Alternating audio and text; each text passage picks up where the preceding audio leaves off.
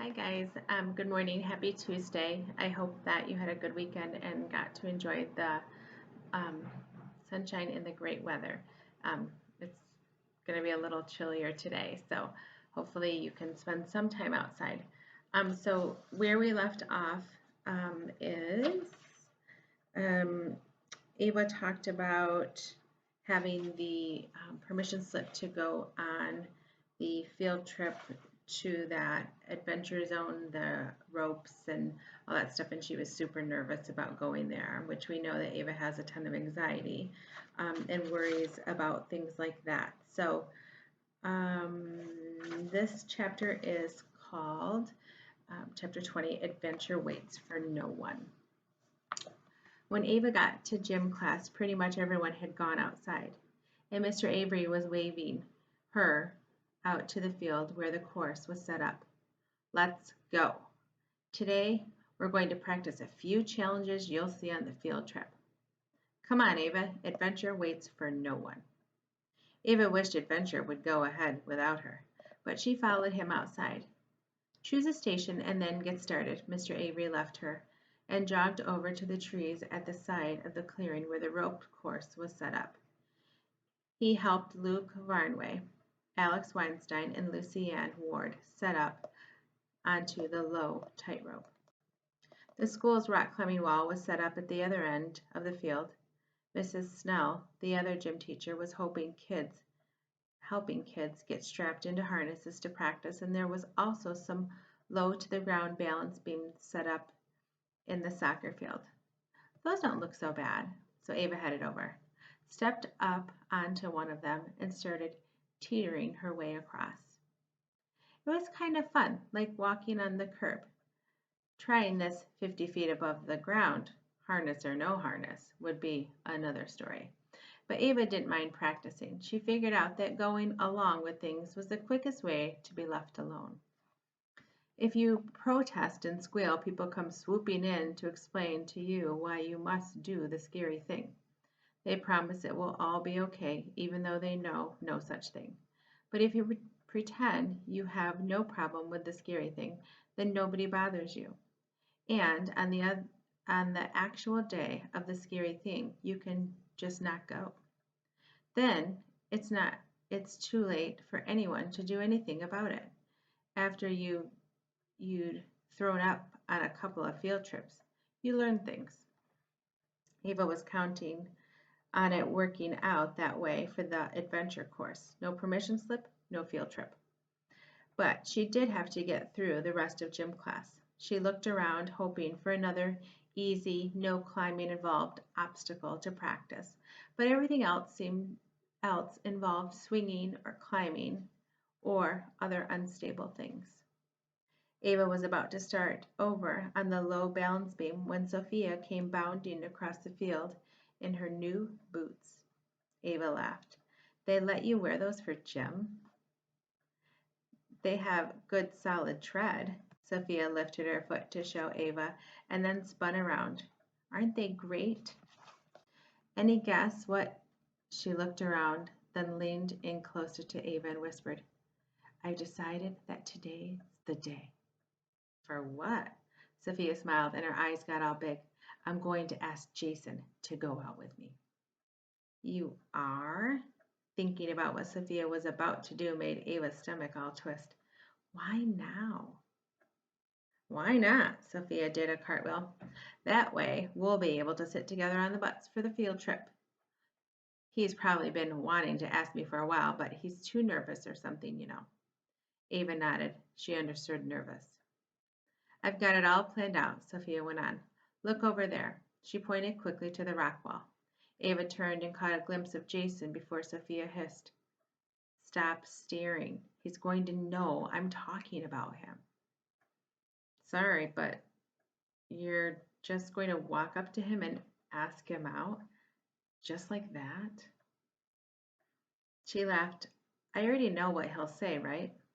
Ava stole another glance at the amazing Jason. Who's that with him? Jessica? Bainbridge, maybe? Sophia squinted, then waved her hand. It doesn't matter. And she ran across the soccer field towards the rock wall.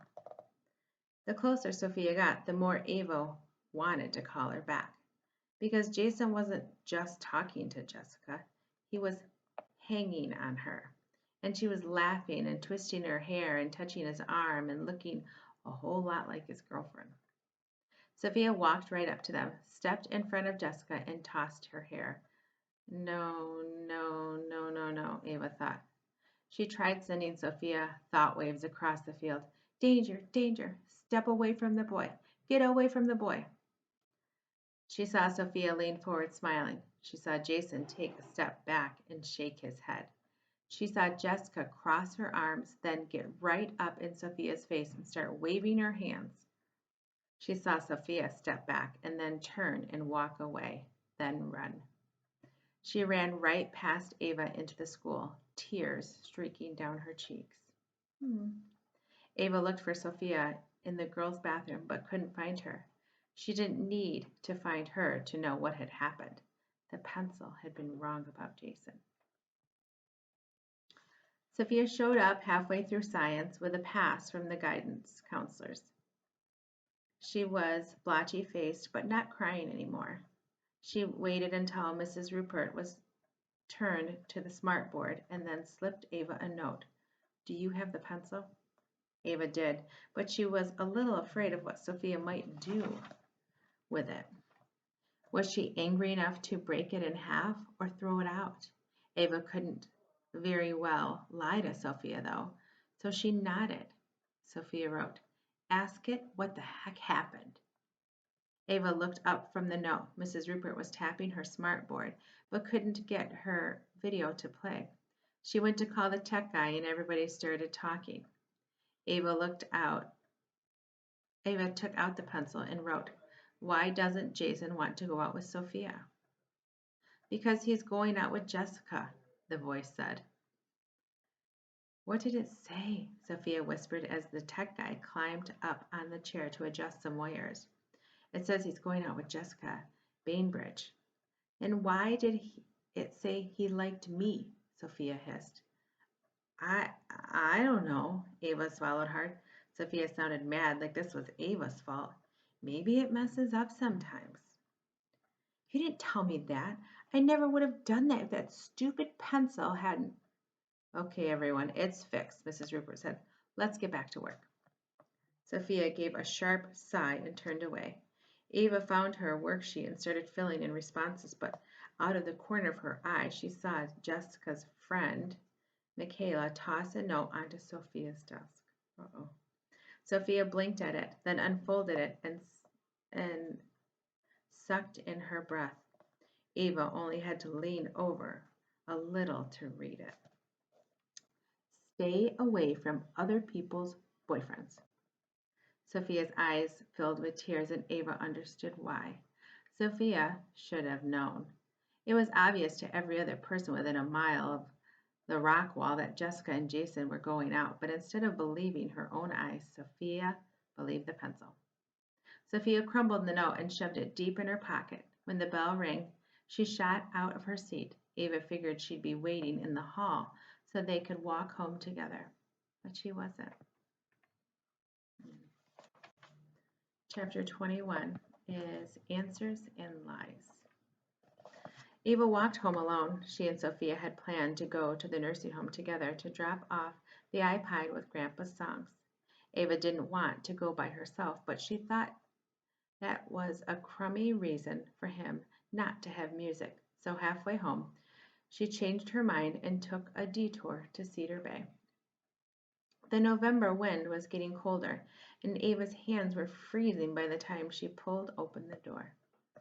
When Ava headed toward the community room, Thomas stopped her. Hey, Miss Ava, it's not Wednesday. What brings you here? Ava pulled out the iPod and her headphones. I wanted Grandpa to have this. We put music on it, like the songs that he loved last night. Thomas looked over his shoulder, down the long hallway. Your grandpa's asleep right now. He's had a bit of a tough day. But I'll give this to him as soon as he wakes up, all right? Okay, thanks. Ava left and headed home. It really wasn't okay. She wanted to stay and see if Grandpa liked the music. She wanted to do That was Sophia, to put headphones on Grandpa and play songs and see his face wake up like it did when she played Johnny Hodges. That was Alex. Sorry, guys. Alex just finished a college final, so he kind of interrupted reading. Sorry. But he's very excited. I think you would be too if it was your last day of school. But Sophia was mad. You're fine, honey. But Sophia was mad at her, and Grandpa wasn't even awake, and everything was ruined. What if Sophia stayed mad forever? Ava shivered and zipped up her jacket. She couldn't imagine school without Sophia, or weekends without Sophia. Without Sophia, Ava would never do anything brave. She'd probably never even have another friend because it was always Sophia who introduced her to people and made her feel okay about being someplace other than her bedroom eating Graham's cookies and reading books. Lucy and Ethel were out when Ava got home. Ethel lowered her head and stared toward her. Good job. So Ava veered off into the grass. The mud sucked at her sneakers and she felt cold wetness seeping through her socks. Nobody would be impressed with her fancy green ladder laces now. Ava's eyes burned with tears as she treaded up to the house. Why was Sophia mad at her? Ava wasn't the one who told Sophia to start asking the pencil about boys and crushes and liking people. Ava wasn't the one who brought up Jason. She hadn't even known who he was until the pencil mentioned him. Ava took a deep breath. Maybe Sophia was upset, but not mad. Sometimes Ava couldn't tell the difference. She just assumed that whenever anybody wasn't happy, it was her fault. When Ava opened the kitchen door, there were cookies on the counter, along with a note that said Graham was taking a nap. Graham never used to take so many naps. What if she was sick like Grandpa and had to go live at Cedar Bay too? Ava's stomach gave an awful twist. Even Graham's warm cookies didn't look good. Ava tried taking her deep counting breaths, but they came out all uneven and shaky and made her wonder if there was something wrong with her too. Maybe she had one of those respiratory diseases people got on that epidemic episode of Boston Med. What if Ava had that disease? If she got sicker and died, Sophia probably wouldn't even go to her funeral. Enough with the what ifs, Ava thought, but she couldn't make herself stop. She had to fix this. Sophia had to talk to her. Ava pulled off her stupid goat muddy sneakers, headed for the computer, and typed a message to Sophia. Hey, want to come over? Graham made cookies. She sent it and stared, waiting and hoping for a fast reply. If everything was okay, Sophia would say yes. Whatever had gone wrong in somebody else's day, Graham's cookies made things better. And Sophia totally knew that. Her answer came right away. Can't. Running errands with Mom. K, Ava typed and logged out. But she sat there at the screen. Normally, Sophia would have invited Ava to come along or at least told her what the errands were. Ava wondered if there were even errands. She'd asked the pencil, the way she'd asked it how Maya and Lucy felt about her. She was probably worried over nothing. The pencil would probably tell her everything was fine. Ava went to her room and took out the pencil and wrote, Does Sophia really have to run errands with her mom right now? No, the voice said. As if that should have been obvious, Ava wrote. Why did Sophia lie to me? Because she's angry about what happened with Jason, the pencil answered. That wasn't my fault. It was your fault, Ava wrote. The pencil didn't say anything. Ava, I didn't hear you come in, Graham said from the doorway. Ava put the pencil down and turned to face her. I saw your nap note, so I was quiet. I haven't been home long. Graham came in and kissed her on the head, then stepped back to look at her. Are you having a tough day? You're blinking a lot. Ava tried not to blink. I apologize. Her eyes burned. I'm okay. Graham squinted at her. You sure? Ava nodded, but she knew she was going to be on the list in the Jesus notebook tonight, along with the Yahoo running mom's country and the people of war-torn Sudan. That was fine. Ava would take all the prayers she could get. How come you were taking a nap? Graham shrugged. My stomach's a little off this afternoon. Again? It seemed like Graham's stomach was never on anymore. Did you go to the doctor? Oh, no, I'm fine. Graham waved in the air. I'm going to start dinner. She headed for the stairs. Ava picked up the pencil. Is something wrong with Graham? Yes, the voice said. It didn't elaborate. Ava wanted to throw the pencil across the room and break it in half, but she couldn't. She needed it. Her hands were shaking when she wrote the next question. Is Graham going to die? Yes, the voice answered, as calmly as if it were telling her the sky was blue. Ava put the pencil down and pressed her heels of her palms into her eyes. No, no, no, Graham can't die. She couldn't leave Ava and Mom and Dad and Marcus and Emma. They all needed her. Ava had to call her parents. Maybe Graham was only going to die if whatever it was got worse. Could a pencil fact change once the pencil said it was true? Jason sure changed. Maybe the pencil would be wrong again. Maybe if they just got Graham to the doctor right away, right now she wouldn't die. Ava had to call her parents. She had to tell Graham. But what would she say? Graham obviously had no idea she was sick. She was going to be terrified, or worse, she wouldn't even believe Ava. And she'd just laugh it off and then head down to the kitchen and make dinner and probably collapse right there. Ava couldn't slow her breathing. She felt like she might throw up or pass out or maybe both. But she forced herself to slow down. She took a shuddery breath and reached for the pencil. She needed to know how soon it was going to happen. In shaky letters, she wrote, stay here. When is Graham going to die? The pencil didn't answer.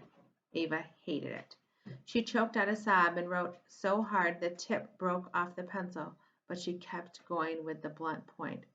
Why won't you answer my question? Why won't you tell me when Graham is going to die? Because, the pencil said, I do not predict the future. Ava thought her head might explode. Then why did you tell me she's going to die? She is, the voice answered calmly.